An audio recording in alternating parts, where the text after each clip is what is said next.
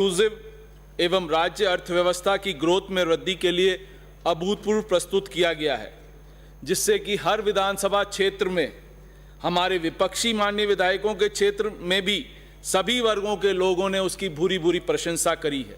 एवं माननीय मुख्यमंत्री महोदय का मैं धन्यवाद देता हूं कि हमारे विपक्षी साथियों के बजट के बारे में तथ्य से परे कई बातें जो कही हुई हैं, उसका मैं आपके सामने महोदय कुछ सदन में कुछ समक्ष रख रहा हूं।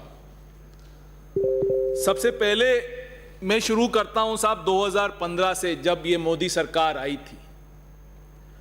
मोदी सरकार आई थी तो 2015 में उनने कहा कि हम अमृत महोत्सव बनाएंगे।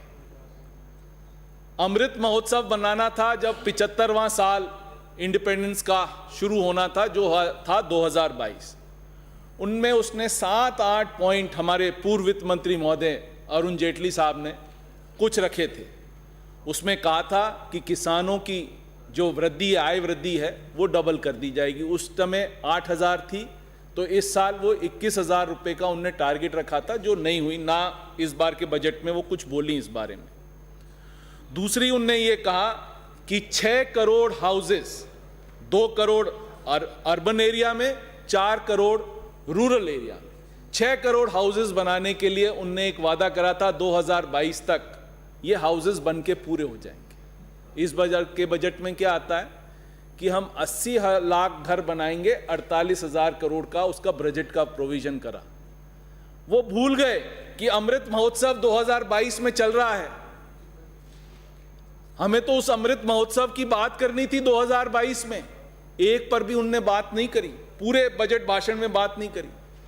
यह बोला गया था कि हर आदमी को एम्प्लॉयमेंट दिया जाएगा और उसको नई एम्प्लॉयमेंट मिला तो लाइवलीहुड का उसको कोई ना कोई संसाधन दिया जाएगा। हर हाउस में 24 घंटे इलेक्ट्रिसिटी आएगी, बेसिक रोड फैसिलिटी होगी। ये कहां गए साहब? 1 लाख इनहैबिटेंट्स को, 1,78,000 इनहैबिटेंट्स के लिए उस टाइम रोडें नहीं थी साहब। तो बोला गया कि हम 1 लाख रोडों, 1 लाख किलोमीटर रोड बनाएंगे, उन लोगों को 1,78,000 इनहैबिटेंट्स को रोड देंगे और इसके अलावा 1 लाख किलोमीटर रोड और बनाएंगे, जिससे इंफ्रास्ट्रक्चर डेवलप होगा। यह अमृत महोत्सव था साहब। 2015 में अमृत महोत्सव की जब बात करी थी, तब यह बोला गया था कि 80,000 secondary school senior secondary school कर दिए जाएंगे और 75,000 मीडियम स्कूल जो थे वो 75,000 उनको सीनियर सेकेंडरी स्कूल कर दिया जाए। अमृत महोत्सव चला गया 22 में, बजट चला गया 22 का, कोई बात नहीं करी गई साहब। किसी ने कोई बात नहीं करी। यह था कि स्टार्टअप हम फंड करेंगे और our people will not be, job लेने वाले नहीं होंगे, they will be job creators, they will be not job seekers, they will be job creators। कहां गया साहब? आज की डेट में अनएम्प्लॉयमेंट सबसे ज्यादा है इस प्रदेश में और इस देश में। इस प्रदेश में भी है और इस देश में भी। करीब करीब 50 करोड़ जनता अनएम्प्लॉयड है। आपने क्या करा साहब? अमृत महोत्सव की बात करी थी। अब अमृत महोत्सव खत्म कर दिया साहब। 2022 में आते ही अमृत महोत्सव खत्म हुआ। अब एक नई बात शुरू करी जो मोदी जी की खास आदत है कि एक बात करो, उससे ध्यान हटाओ, फिर दूसरी बात तुरंत कर दो, जिससे पूरे देश के आदमी का ध्यान हट जाए। यही टैक्टिक्स है। अब बात करी अमृत काल की। अमृत महोत्सव खत्म, कुछ नहीं हुआ। अमृत महोत्सव के जो टारगेट्स करे थे वो खत्म। अब अमृत काल की बात करना शुरू कर दी। अमृत काल में क्या होता है साहब? अमृत काल में बोलते हैं गति शक्ति पर हम 1 लाख करोड़ खर्च करेंगे, कैपेक्स करेंगे 1 लाख करोड़ रुपए का। कहां गया साहब 1 लाख करोड़ का कैपेक्स? इस बजट में ही नहीं दिखा। टोटल कैपेक्स सेंट्रल गवर्नमेंट का 7.5 लाख करोड़, उसमें से निकाल दिया गया 51,000 करोड़ का जो एयर इंडिया की लायबिलिटीज आपको चुकानी है, क्योंकि आप रेवेन्यू एक्सपेंडिचर से तो चुकाते नहीं हो। आप ये अकाउंट्स की जगलरी करने में बहुत उस्ताद लोग हैं साहब। 3 साल से अकाउंट्स की जगलरी कर रहे हैं कह रहे हैं कैपेक्स करेंगे, कैपेक्स नहीं करते। पिछले साल भी एयर इंडिया का 61,000 करोड़ का जो लॉस था वो रेवेन्यू एक्सपेंडिचर में डालना था, वो कैपेक्स में डाल दिया। उससे पहले 1.5 लाख करोड़ का जो एफसीआई का पैसा था, जो रेवेन्यू एक्सपेंडिचर से सेट ऑफ होना था, वो नहीं करा।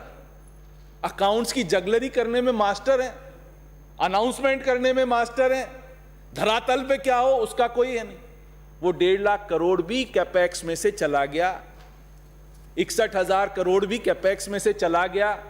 7.5 लाख करोड़ का कैपेक्स है, उसमें से 51,000 करोड़ एयर इंडिया का चला गया, बचा आपका 7 लाख करोड़। 7 लाख करोड़ में से भी 1 लाख करोड़ आपको स्टेट्स को देना है, बचा कितना? 6 लाख करोड़।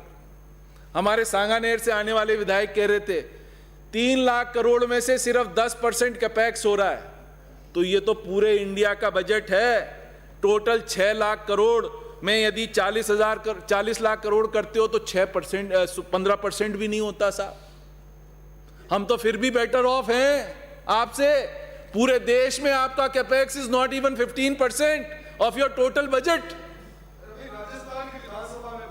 मेरे को पता है, आपको ये समझाना चाह रहा हूं, जो आप बार बार बोलते हो ना, राजस्थान की विधानसभा में बोल रहा हूं, राजस्थान का है, मेरे को पता है सर, मेरे को पता है, शुरू से आने वाले विधायक आप बैठिए, मेरे को पता है, मेरे को पता है, इसीलिए बताना चाह रहा हूं। जो आप मिथ्या भाषण कर रहे थे, उसी मिथ्या भाषण का जवाब दे रहा हूं। मैं आपके पापा से शिकायत करूंगा। आप बिल्कुल करिए, आप बोलने नहीं देते प्लीज। टोटल 15% खर्च कर रहे हैं साहब, बड़ी बड़ी बातें बोलते हैं। आज बात करी इंक्लूसिव ग्रोथ की, इसी में उनने 4 पॉइंट रखे साहब। अमृतकाल जो आएगा उसमें इंक्लूसिव ग्रोथ होगी। इंक्लूसिव ग्रोथ क्या करोगे साहब? आपने गति शक्ति का, आपके पास बजट नहीं है, वो तो गया साइड में। उसके बाद मैडम बोलती हैं सेकंड इंक्लूसिव ग्रोथ होगी। इंक्लूसिव ग्रोथ कैसे होती है? 2,37,000 करोड़ रुपया हम एमएसपी के लिए देते हैं खरीदने के लिए। 1268 मेट्रिक टन खरीदा जाएगा गेहूं और धान, और उसमें इस साल का बजट क्या रख दिया? 2,35,000 करोड़, यानी डाउन बाय 13,000 करोड़। इस बार आपकी जो एमएसपी पे खरीद होगी वो और कम होगी, क्योंकि एमएसपी की प्राइस बढ़ी जाएगी। और आपने जो बात करी थी पिछले साल कि मिलेट्स और पल्सेस पे हम एमएसपी को खरीदेंगे, वो भूल ही गए, वो था ही नहीं। और जो आप बात कर रहे थे कि भाई हम सब्स्टिट्यूट करेंगे ऑयल सीड्स का, वो सब खत्म हो गया। पहली बार हुआ है जब किसान आंदोलन हुआ, फर्टिलाइजर सब्सिडी डाउन हो गई। एग्रीकल्चर का बजट यदि अपन इन्फ्लेशन लें, वो 1% बढ़ा, यदि इन्फ्लेशन लें तो वो भी घट गया साहब। गैस सब्सिडी खत्म कर दी, उज्ज्वला योजना तो खत्म हो गई, अब अंधेरे वाली योजना आ गई। लोगों को उज्ज्वला योजना में गैस सब्सिडी मिलना बंद हो गया। जो बड़े बड़े होर्डिंग्स लगे हुए थे उस पर अब लगा दिया उज्ज्वला की से अंधेरी योजना। बीजेपी की अंधेरी योजना क्या है कि अब आपको गैस सिलेंडर पे सब्सिडी नहीं मिलेगी, खत्म। कहीं आप 35,000 करोड़ की गैस सब्सिडी देते थे, आज की डेट में वो 5,000 करोड़ की भी नहीं बची, खत्म कर दिया आपने। आपका मेन एजेंडा था लास्ट टाइम चुनाव में कि उज्ज्वला योजना में हम ये कर रहे हैं, ये कर रहे हैं, खत्म होगी ना। ये इसलिए गिना रहा हूं कि जो ये बात करते हैं वो चंद दिनों में ही भूल जाते हैं। इसी के तहत इनने स्किल डेवलपमेंट की बात करी, ये सब करी, सब चीजें खत्म हो गई सब। स्किल डेवलपमेंट का नाम ही नहीं अब आप सुनते हो। जो करप्शन करना था वो कर लिया स्किल डेवलपमेंट में, और उस कहानी को खत्म कर दी। मेड इन इंडिया खत्म कर दिया। मेड इन इंडिया कहीं दिख रहा है क्या?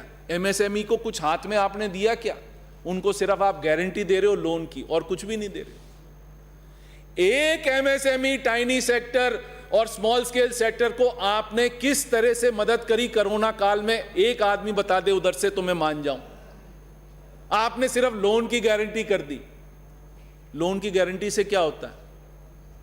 सबसे बड़ा हास्यप्रद तो यह हुआ कि मुद्रा लोन इनने चालू करी साहब। मुद्रा लोन बड़े जोर शोर से चालू करी कि हम मुद्रा लोन पे पैसा देंगे। आज की डेट में 25,000 करोड़ के एनपी हो गए मुद्रा लोन के अंदर। क्या हुआ? मुद्रा लोन ही खत्म हो गई। इनकी कुरीतियों की वजह से जो मुख्यमंत्री जी ने पिछले साल इंदिरा गांधी जो हमारी क्रेडिट कार्ड योजना 50,000 रुपए की क्रेडिट कार्ड योजना जो हम हमारे वेंडर्स को देना चाह रहे थे, स्ट्रीट वेंडर्स को देना चाह रहे थे कोरोना काल में, वो ठप हो गई।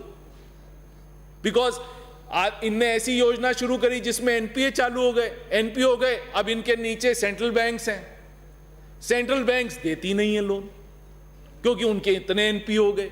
तो वो क्रेडिट कार्ड योजना में आज की डेट में 10 करोड़ रुपया क्रेडिट कार्ड का बैंक्स के पास पड़ा हुआ है, जो बैंक्स नहीं करी। तो मैं तो इधर वाले आने वाले माननीय सभी सदस्यों से और माननीय सांसदों से यह विनती करता हूं कि वो क्रेडिट कार्ड योजना जो हमारी थी उसको चालू करवाएं। हमारे वेंडर्स को कोरोना काल में जो 50,000 रुपए नहीं मिले उसको चालू कराएं।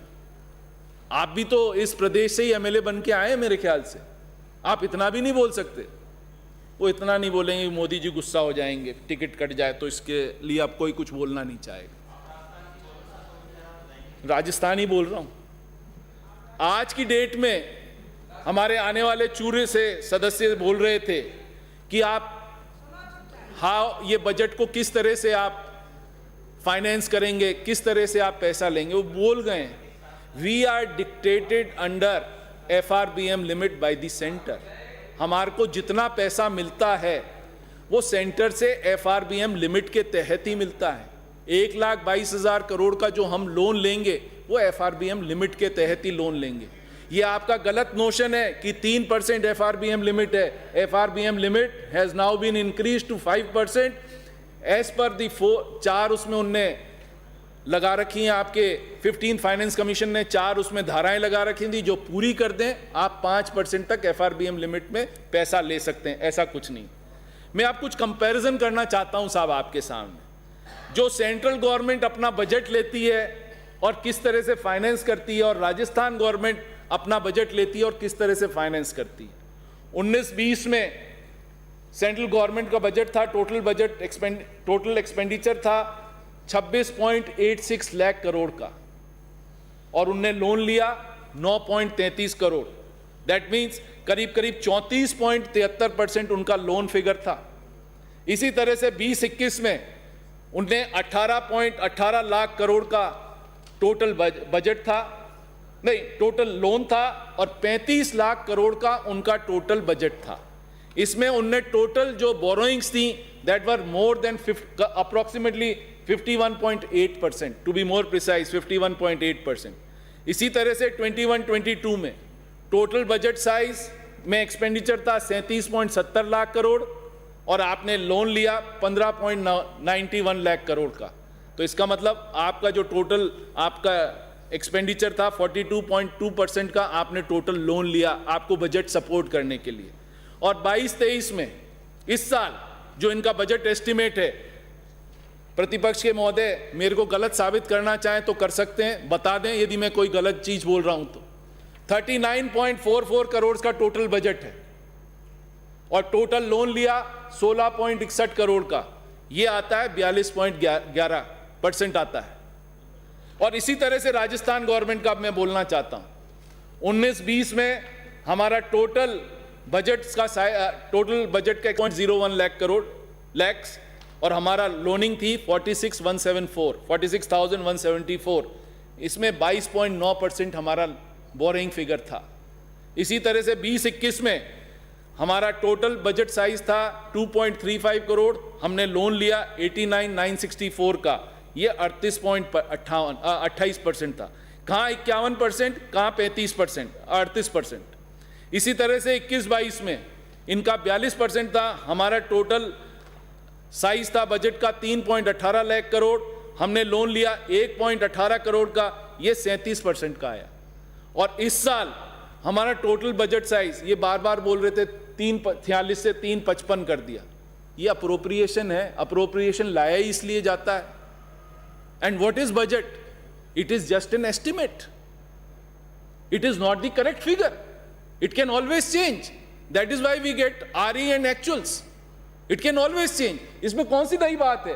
वो सांगानेर से आने वाले विधायक, अजमेर से आने वाले विधायक बड़े जोर से बोल रहे थे 10 दिन में ये चेंज हो गया। It can change any time, it's just an estimate.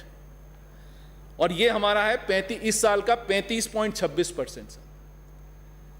केंद्र सरकार से यदि आप कंपेयर करें, और हमारे पास we are governed by FRBM limit, they don't follow the FRBM limit, they are not following FRBM limit. वो मैं इसलिए कह रहा हूं, आप पिछली बार देख लें, रेवेन्यू डेफिसिट और फिस्कल डेफिसिट में भारत सरकार के वर्ष 9.2% था और 21-22 में 6.4% था फिस्कल डेफिसिट। और इस बार का फिस्कल डेफिसिट जो ये बता रहे हैं 21-22 का, वो और बढ़ जाएगा क्योंकि LIC का IPO नहीं आया। इनको LIC की IPO से करीब 50,000 करोड़ रुपए मिलता। आपने लास्ट बजट में कहा था हम 1,75,000 करोड़ का डिसइन्वेस्टमेंट करेंगे, जो आप कर ही नहीं पाए, आप सिर्फ 8% कर पाए। वो बजट कहां गया आपका? कहां गया वो बजट आपका?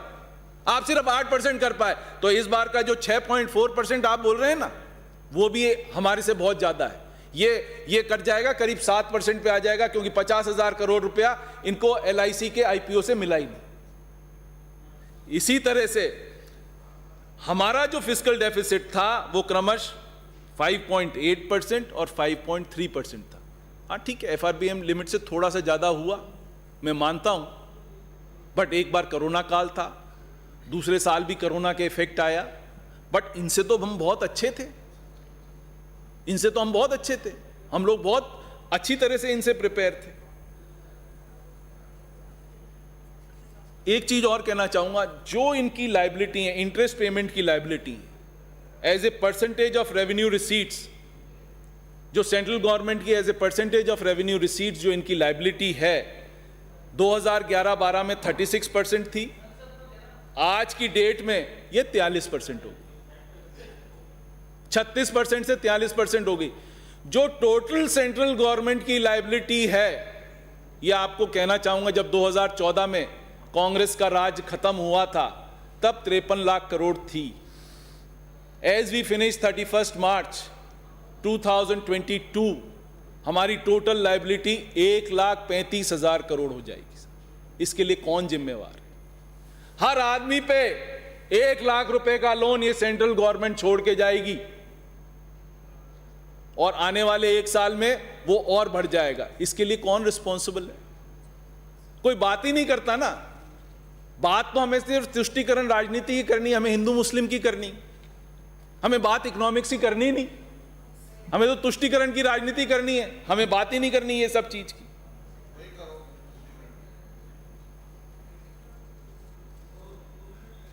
Capital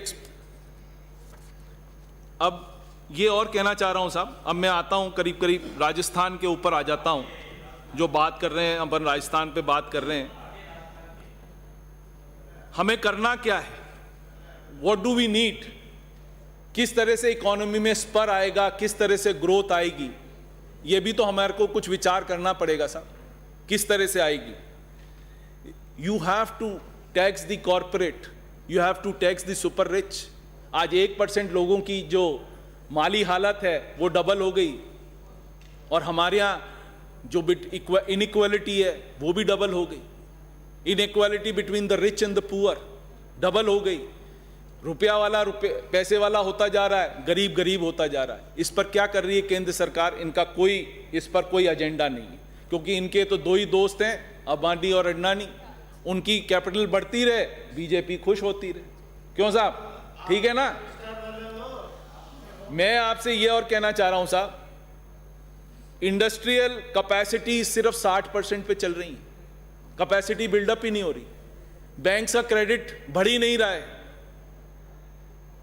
WPI inflation, wholesale inflation is going to 14%, consumer index inflation is going to 6%। ये बड़े खुश हो जाते हैं, जीएसटी कलेक्शन हमारा बहुत बढ़ गया।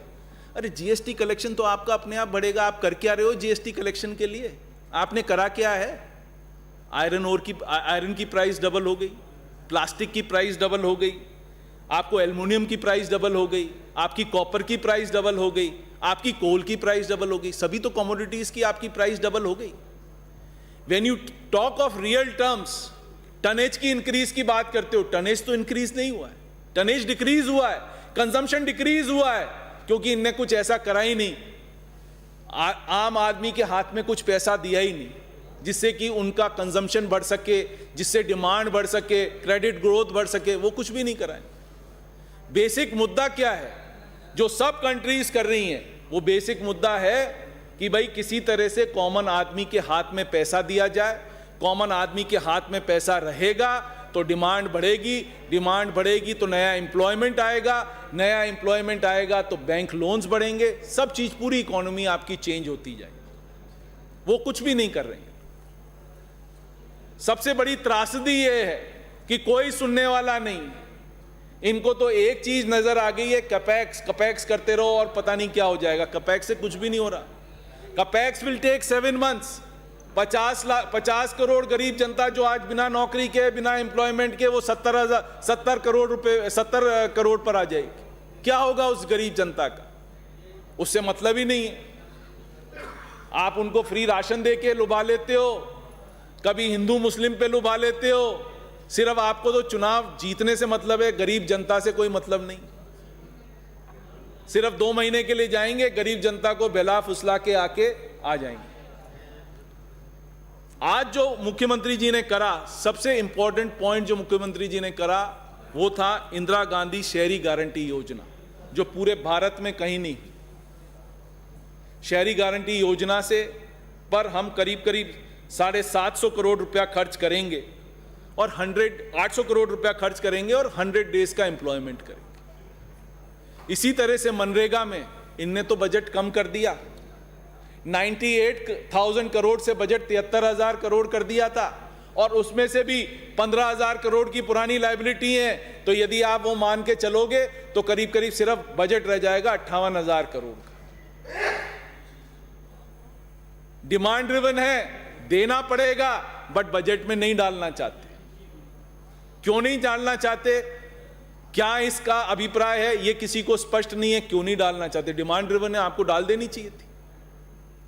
आप पुरानी लायबिलिटी भी कैरी फॉरवर्ड कर रहे हो इस साल में, उसका भी पेमेंट करोगे। यहां पर 6-6 महीने हमारे सरपंचों को पेमेंट नहीं मिलता पक्के कामों का। किसको रोए जाके? 25 संसद हमने दे दिए, बट एक संसद ने भी आवाज उठाई। 6-6, 7-7 महीने पक्के कामों का पैसा नहीं मिल रहा। बैठ जाइए, आगरा नहीं जाना अभी आपको, आगरा नहीं जाना, बैठ जाइए। इंदिरा शहरी क्रेडिट कार्ड योजना के बारे में मैंने आपको बता ही दिया कि इंदिरा शहरी क्रेडिट कार्ड योजना, इनके मुद्रा योजना फेल होने से बहुत प्रॉब्लम में आ गई। हमारी इंदिरा क्रेडिट कार्ड योजना चल ही नहीं पा रही बिकॉज ऑफ मुद्रा योजना में इतने एनपीएज हैं, हमारी कमर्शियल बैंक्स हमारे नीचे नहीं है, इसलिए we can't do anything about it. आज जो करने की चेष्टा करी है मुख्यमंत्री जी ने, वो एक डिमांड क्रिएट करने की कोशिश करी। आप देखो 550 करोड़ रुपया हमने दूध डेयरी वाले जो संगठन है उनको हमने दिया। वो क्यों दिया? कि हम उन आदमियों के हाथ में पैसा दे दें जिससे कि रूरल डिमांड क्रिएट हो। सबसे ज्यादा डिस्ट्रेस कहां है? सबसे ज्यादा डिस्ट्रेस है रूरल इंडिया में। आज आप देखिए 2 व्हीलर जो कि सबसे बड़ी डिमांड हुआ करती थी इंडिया की, वो रूरल डिमांड थी, वो खत्म हो गई। वो इंडस्ट्री पूरी डोलड्रम्स में आ गई, वहां माल ही नहीं बिक रहा, इतनी हालतें खराब हैं। इसी तरह से मुख्यमंत्री जी ने एमएसएमई को इंटरेस्ट सबवेंशन में 150 करोड़ रुपया दिया, जिससे जो नए एंटरप्रेन्योर्स हैं उनको कम पैसे पे, ब्याज पे पैसा मिले, जिससे नई इंडस्ट्री लगे। नई इंडस्ट्री लगेगी तो कम से कम उनको नया एम्प्लॉयमेंट मिलेगा। आप टाइम मेरा काट रहे हैं साहब, तो मैं 3-4 वो बोल रहा हूं जो मैं चाहता हूं सरकार को करना चाहिए। मैं चाहता हूं सरकार के पास जो रीको की जमीन है जो लीज डीड पर चल रही है और उससे पैसा भी मिलेगा सरकार को, मैं चाहता हूं रीको वाली जमीन जो लीज डीड पर है उसको ओपन कर दें, हमारे से पैसा ले लें। उसमें बहुत सारी प्रॉब्लम है। वो ये प्रॉब्लम है कि हमारा जो पैसा ये कुछ हो जाती है, फिर रीको के चक्कर काटो और ब्यूरोक्रेसी के चक्कर काटो, आदमी परेशान हो जाता है। उसको क्लियर कर दें, लैंड टाइटल को क्लियर कर दें, 10 साल की लीज ले लें, 20 साल की लीज ले लें, उस लीज लैंड को हमारे नाम से लीज हटा दें और उसको ओपन कर दें, हमारे पास कर दें। हम उसका पैसा देने को तैयार हैं। ये करीब करीब पूरे ही इंडस्ट्रियल यूनिट्स की जो ऑर्गेनाइजेशंस हैं उनकी डिमांड है कि इसको ये करा दिया जाए। इसी तरह से जो यूडी टैक्स है, अब रीको पे यूडीएच मंत्री जी बैठे हैं यहां पर, रीको हमारे से सर्विस चार्ज भी ले रहा है। यूडी टैक्स किस बात का रीको इंडस्ट्रियल एरिया में? आप दो चार्जेस कैसे ले सकते हो साहब? इधर तो आप चाहते हो यूडी टैक्स भी दे दें और इधर आप चाहते हो सर्विस चार्ज भी आप ले लो और 10% हर साल सर्विस चार्ज भी बढ़ा दो। और सर्विस चार्ज के रूप में रीको यदि जब पैसा लेता है तो कम से कम वाटर सप्लाई का ध्यान रखे, स्ट्रीट लाइट्स का ध्यान रखे और रोड्स का ध्यान रखे। ये तीनों चीजें बिल्कुल नगाढ़े हैं सब रीको इंडस्ट्रियल एरियाज में। रीको इंडस्ट्रियल एरियाज की हालत बहुत ही ज्यादा खराब है। नहीं है सर, सॉरी नहीं है, बहुत हालत खराब है। धौलपुर में हम ट्रैवल भी नहीं कर पाते। माननीय एक फायर एनओसी का और सिस्टम है साहब। फायर एनओसी जिसके पास 6000 स्क्वायर मीटर का प्लॉट है, उससे आप फायर एनओसी देने के लिए 72,000 रुपया ले रहे हो आज की डेट में। आप टाइनी और एमएसएमई सेक्टर्स को तो इससे बाहर निकालो। मंत्री जी, यदि आप इसको बाहर निकाल दोगे, यदि हम 10 साल उसका आपको पैसा देते रहेंगे 72,000, इतने में तो हम अग्निशमन यंत्र ही खरीद लेंगे, एक गाड़ी खरीद लेंगे 7,20,000 रुपए की। इसको खत्म करो साहब। अफोर्ड नहीं कर सकती, टाइनी और स्मॉल स्केल इंडस्ट्री अफोर्ड नहीं कर सकती इसको। इस पर सीरियसली ध्यान देना है। उद्योग मंत्री जी बैठी हैं, इस पर आप सीरियसली ध्यान दो। सब अगेंस्ट हैं इसमें, इसको आप हटाओ प्लीज। एक ही चीज आप चार्ज करो, या तो यूडी टैक्स करो या सर्विस चार्ज करो। Both things you can not charge. माननीय कंक्लूड करें प्लीज। सर एक चीज और उद्योग मंत्री जी से कहूंगा, जो डीआईसी नोडल एजेंसी आपकी बनी हुई है, आप हमारे को सब्सिडीज देती हैं यूथ को, जिनको नए पैसे मिलते हैं, नए उद्योग खोलने के लिए, नए धंधे खोलने के लिए जिनको आप पैसा देते हो, वो पैसा आता है सेंट्रल गवर्नमेंट से सब्सिडी के रूप में। मैं ये चाहता हूं कि एंटरप्रेन्योर रोज रोज नहीं भागे उसके लिए।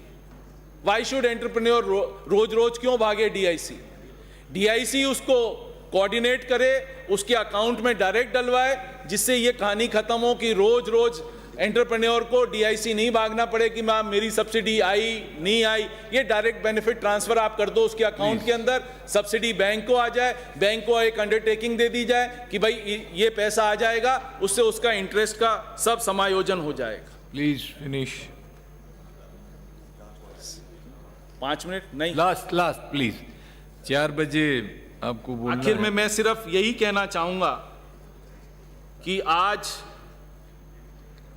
इतना अच्छा बजट जो मुख्यमंत्री महोदय ने दिया है, उसके तहे दिल से मैं शुक्रिया अदा करता हूं। शानदार बजट, शानदार लोगों का डेवलपमेंट, लोगों में बजट के प्रति पूरा उत्साह, और ये जो नई पेंशन स्कीम उनने चालू करी है, मैं जानता हूं कि ये लोग उसकी बुराई भी नहीं कर सके, बट जो नई पेंशन स्कीम स्टार्ट करी है वो एक सोशल सिक्योरिटी एक गवर्नमेंट सर्वेंट को आपने दे दी है, जिससे कि कोई भी गवर्नमेंट सर्विस में आने से अब कतराएगा नहीं, क्योंकि उसको पता है कि मेरी सोशल सिक्योरिटी हमेशा बनी रहेगी। आपका तहे दिल से शुक्रिया। राम राम सा, जय हिंद, जय भारत। माननीय श्री कैलाश मेघवाल।